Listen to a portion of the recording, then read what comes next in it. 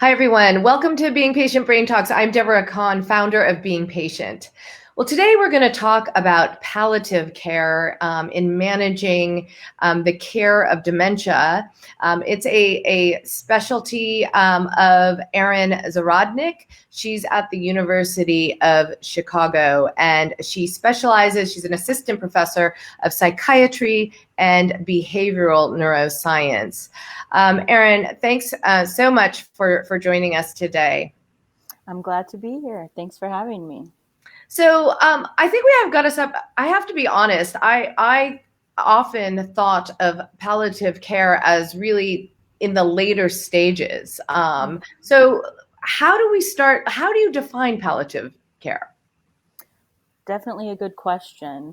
And it's confusing for a lot of people. So you can think of palliative care as kind of the umbrella term for essentially symptomatic management of patients who have any sort of really serious illness. It doesn't have to be a terminal illness. It could be something like a curable cancer.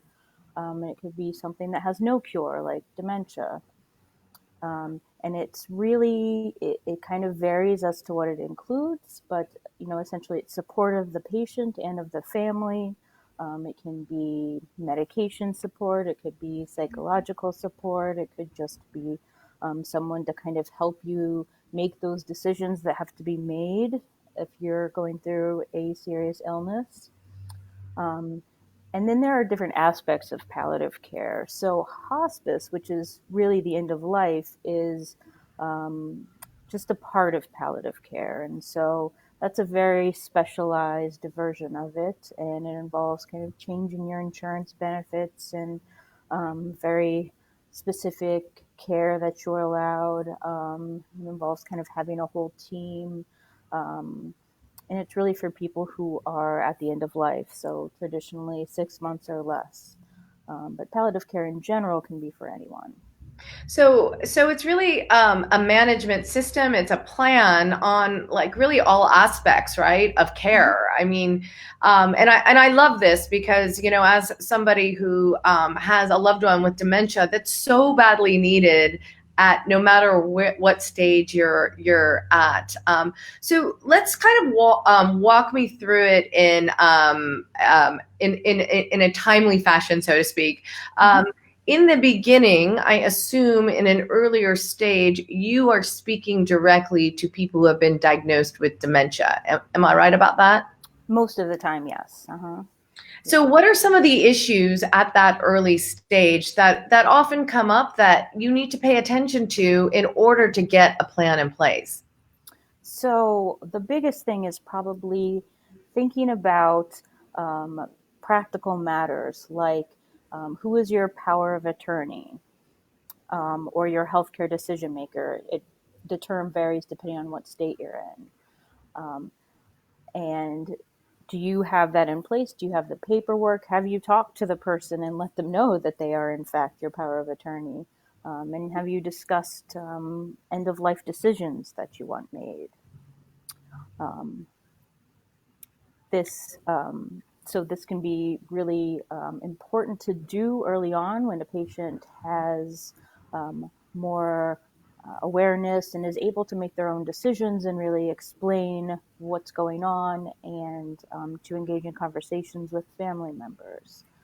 Um, so a lot of times people are really reluctant to do this, especially with dementia, because we don't think about dementia necessarily as a terminal illness. It's like a memory problem, but it really is a terminal illness. Um, and So so what do you it's tell what do you tell your patient or your patients at that point? I mean, at that very beginning stage, um, what do you how do you equip them with the plan to, like you said, this is a long-term illness. Mhm. This is really coming up with the playbook through the course of many changes. Mhm. So in steps, small steps, we have time with dementia. It's not a quick moving disease for the most part. It's very slow, and you don't want to overwhelm people. Just hearing that you have a diagnosis of dementia can be pretty shocking sometimes to people. Sometimes not to the patient, depending on how far along they are, but definitely can be to the family member just to hear those words, especially if you hear the words Alzheimer's, because it's kind of notorious. So just, letting them get used to that idea first, and then step by step, deciding, okay, should we talk about who's going to be your decision maker now? Should we talk about what things look like as the disease progresses? Where's the patient and the family with their understanding of what's going on, and are they ready to talk about it yet?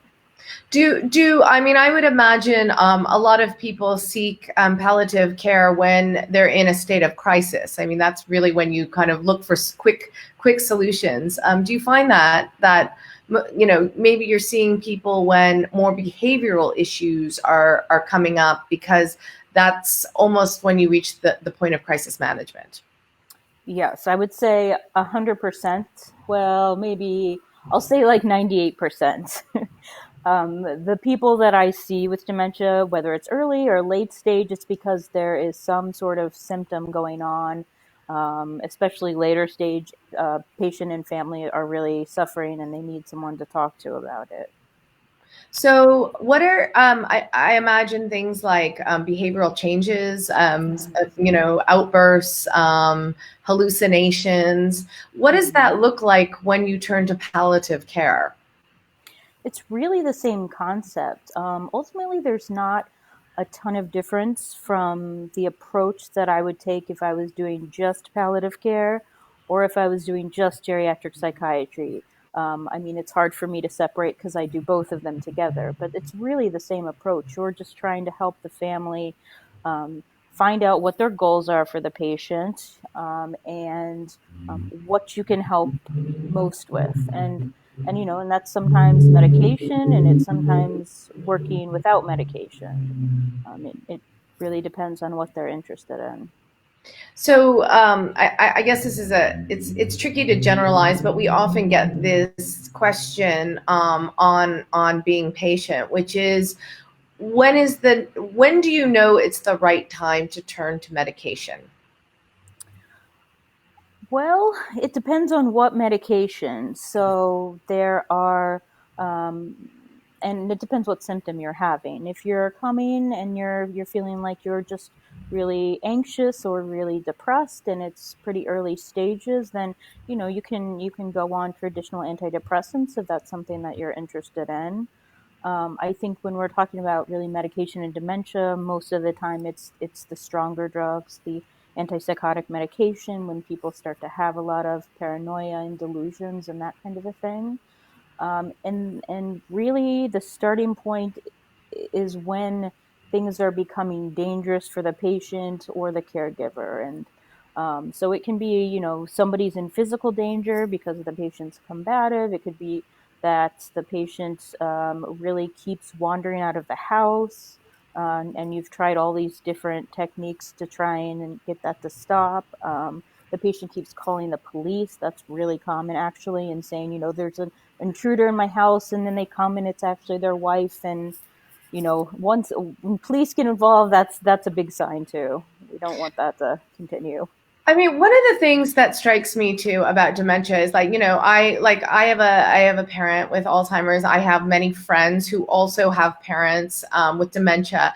The symptoms are strikingly the same, right? What Mm-hmm. you just mentioned, like someone's come in and is stealing my stuff, or getting confused, that people are coming into the house and taking my things, and you know, do we know why why inside the brain does this happen, this paranoia happen? Do we know which part of the brain it impacts, in order to kind of create these very similar behavioral reactions? Mm-hmm. We don't, at least that I know of, and I've always been curious about that too, because you're right. It's the same. I can list off the delusions, and people are just nodding and saying, "Oh yes, yes," yeah.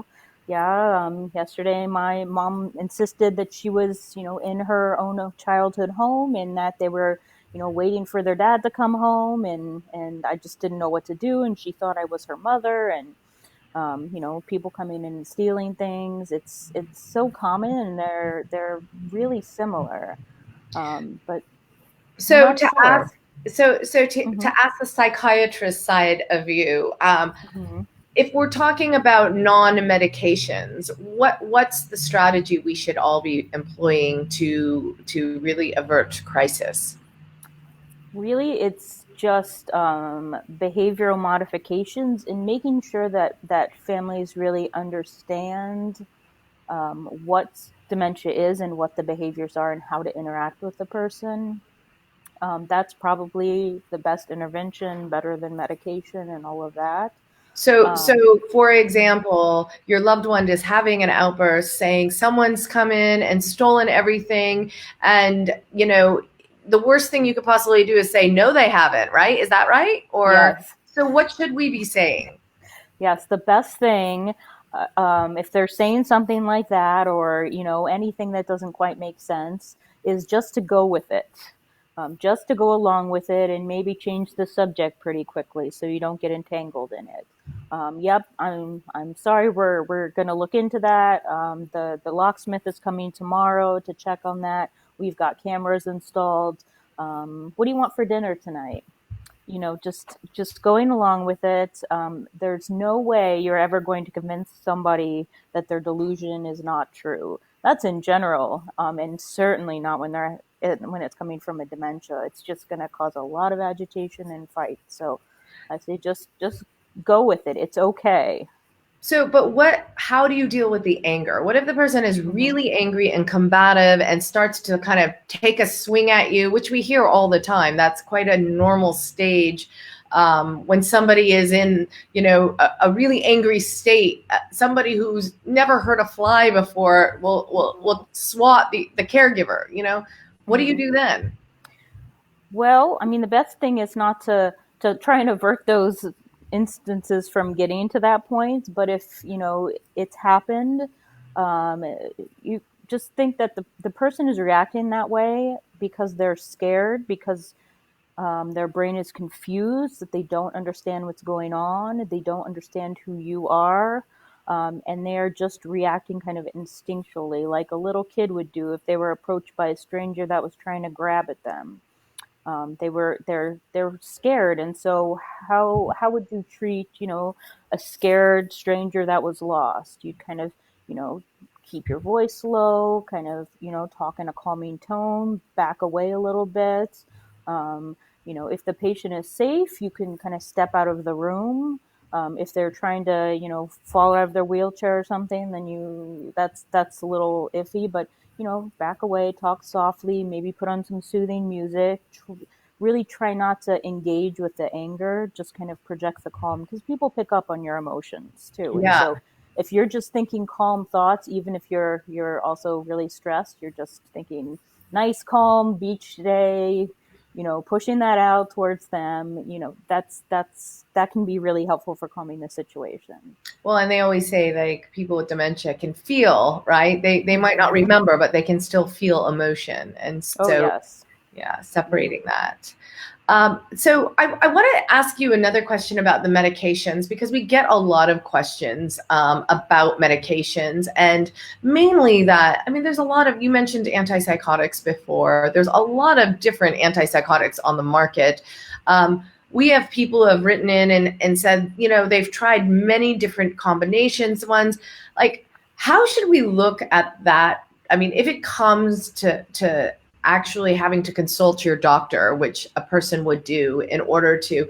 I mean, we hear you never know how the person is going to react to a certain medication. So, in a way, it's kind of like trial and error. Hmm.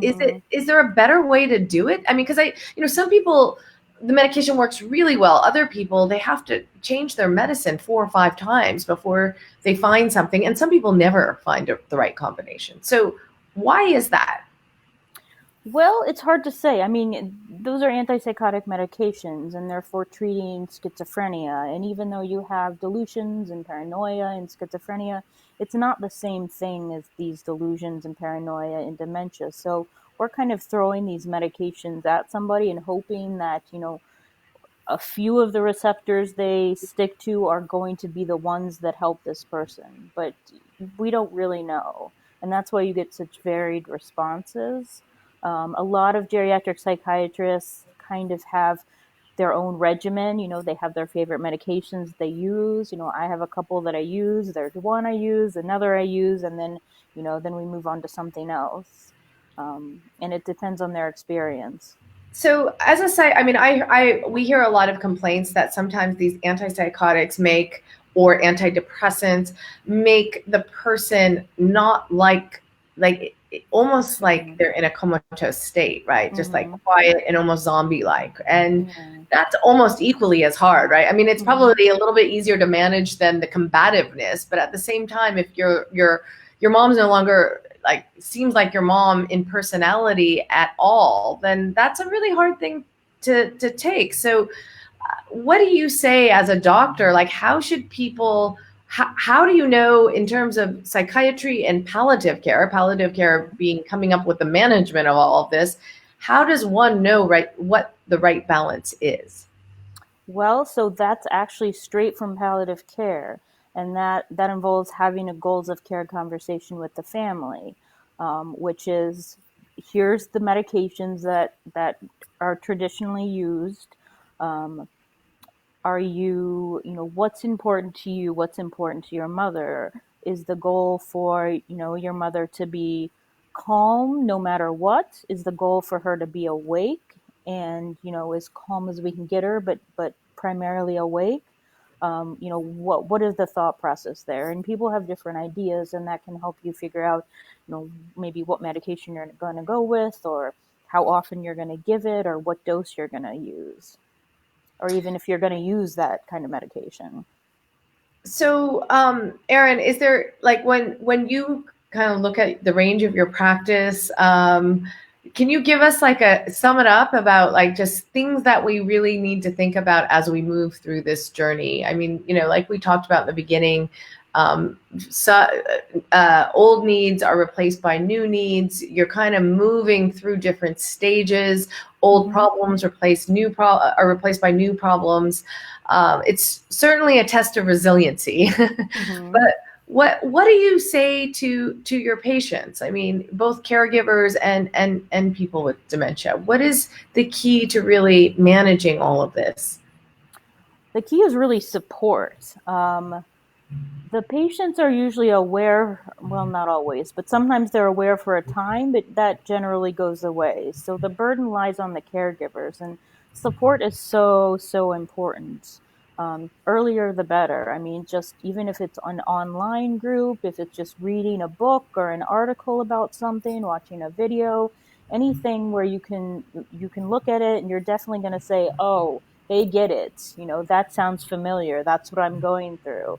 Just that sense of I'm not alone and I'm not isolated is really important, because if you as a caregiver are really stressed, then the patient's going to be stressed. I mean, it's important to take care of yourself.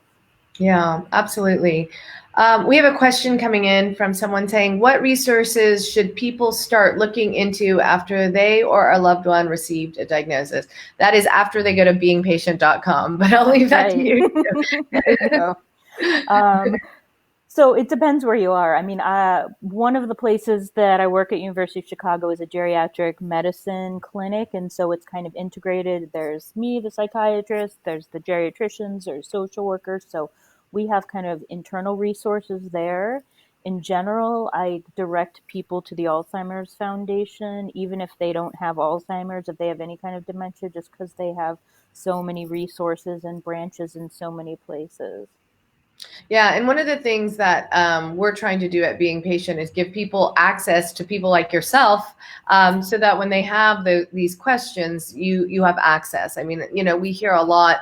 The problem with caring of someone with dementia is you see your doctor maybe once every 6 months, and a lot of questions come up, as we know, between those appointments.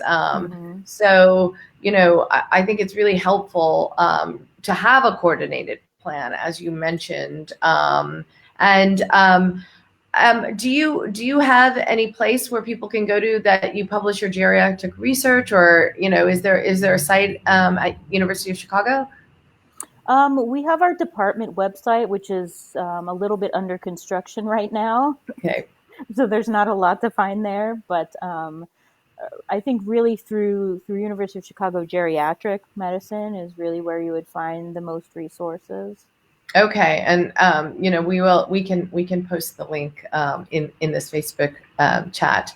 So thank you so much, Erin, for your time. I know it's a badly needed service for many people. So we appreciate your focus on geriatrics and psychiatry, palliative care. Excuse me.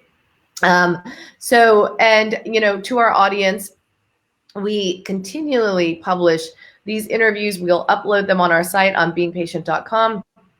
If you have a suggestion for an expert you would like us to approach or a topic, please, by all means, email us at info@beingpatient.com.